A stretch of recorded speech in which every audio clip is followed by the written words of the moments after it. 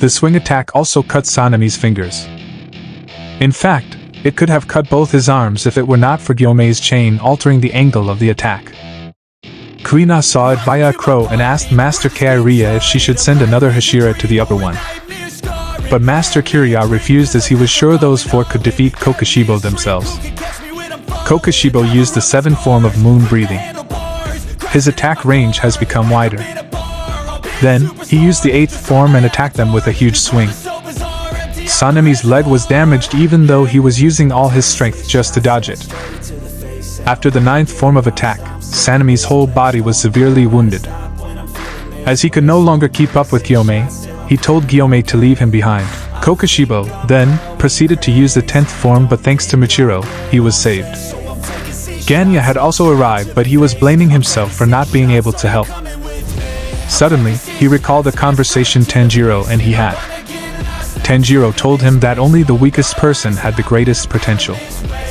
He said he was only able to defeat Upper Moon 6 because he was considered weak and not focused.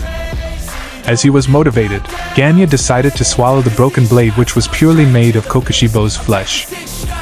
Gyomei tried to use the stone breathing, but his attack was completely shut down by the 16th form of moon breathing. Kokushibo is the only one to develop the breathing technique up to 16 forms. Gyomei observed his limits and suddenly sensed the pulse of Kokushibo. Meanwhile, Muichiro was trying to get inside and weaken the attacks of Upper One so that the other two can cut his head off. As Gyomei saw Muichiro sprinting towards Kokushibo, he called for Sanemi and 3 of them tried to jump Kokushibo. However, what Kokushibo saw was an opportunity to wipe them all at once and threw catastrophic swings with 14th form. Muichiro lost his leg, but Gyomei managed to elude his vision and crushed his shoulder. Muichiro also dashed towards him and stabbed his stomach. Several unexpected things happened, but none of their attacks reached his neck.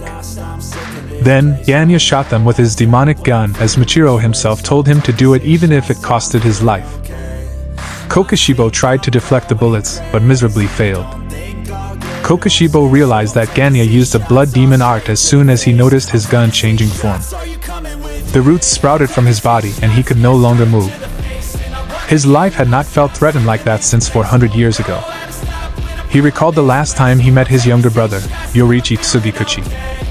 He was surprised to see him alive because Yoriichi had awakened the mark before he turned 25. Yoriichi started shedding tears when he saw his pitiful brother.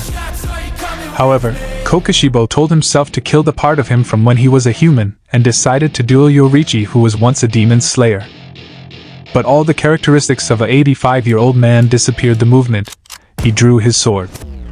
Kokushibo was overwhelmed by his intimidating aura and cut in his neck in the blink of an eye. His memories from 60 years ago flashed before his eyes and realized the next slash would actually kill him. However, Yoriichi never released the next blow and passed away standing upright. As Kokushibo roared, he sprouted blades all over his body and made many attacks without swinging. Everything around him was brutally cleaved, and the worst of all, both Muichiro and Genya were cut in half. Even after losing the lower body, Muichiro did not let go of his sword. As his determination and sheer will became stronger, his Nichiren blade turned bright red. As the effect, Kokushibo felt the intense pain of burning inside his body. Sanemi took the chance and tried to behead him, but it was not enough. Genya used the demon art with all his strength left, and another root emerged from Kokushibo's body. He was stuck into place again and could not move. Then, his head was smashed by Gyomei's flail. He realized his brother was right, and the old generation had been surpassed. Sanemi clashed his sword with Gyomei's flail, and both of their weapons also turned red.